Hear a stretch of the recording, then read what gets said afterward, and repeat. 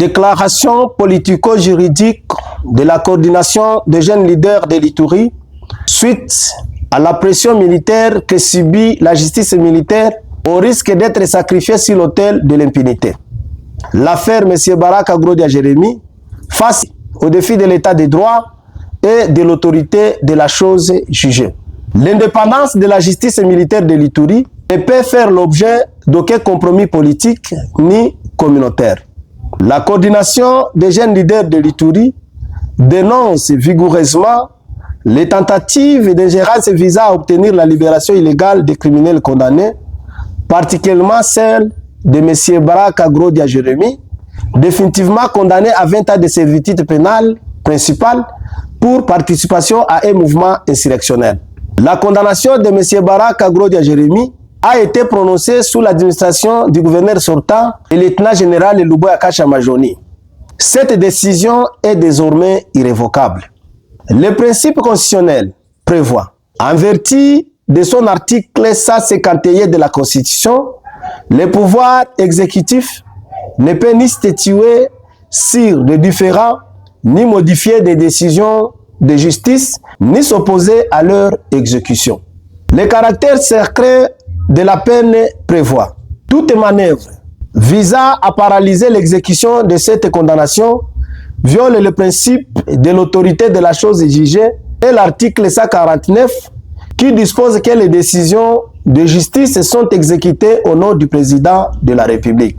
L'avènement du nouveau gouverneur militaire, le général-major Kasongo Lumbagabi, ne saurait justifier des arrangements extrajudiciaires sous prétexte de pacification.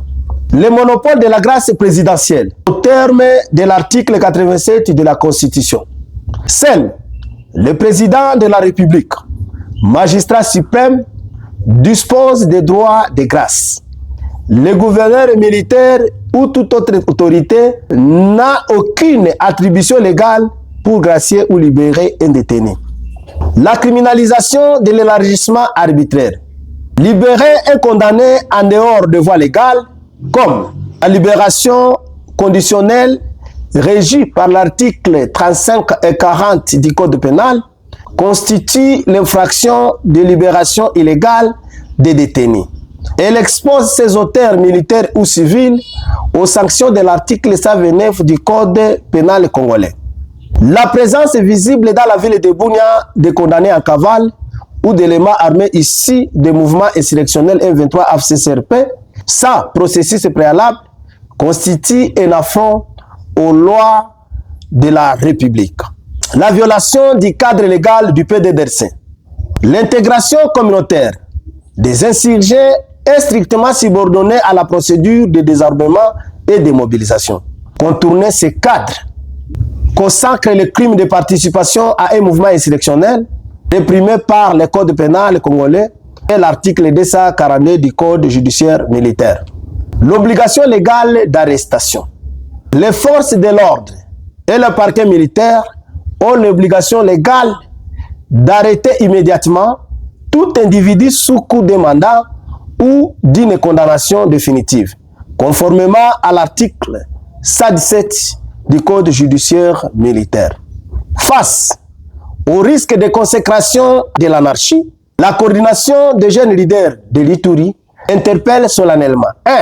Le Conseil supérieur de la magistrature pour garantir l'indépendance des juges face aux pressions politiques locales conformément à l'article 150 de la Constitution. 2. À l'auditorat général de FRDC pour veiller à la stricte exécution des peines militaires en Ituri et décourager les complicités d'évasion ou de soustraction à la justice. Article 45 du Code judiciaire militaire. 3. Les magistrats et juges de l'Ituri, vous êtes invités à demeurer inflexibles, fidèles à votre serment et à rejeter toute injonction illégale de l'autorité politique ou militaire, et pourquoi pas civile. Faites à Bunia, le 10 juillet 2026, pour la coordination des jeunes leaders, Christian Chaouri, son coordonnateur.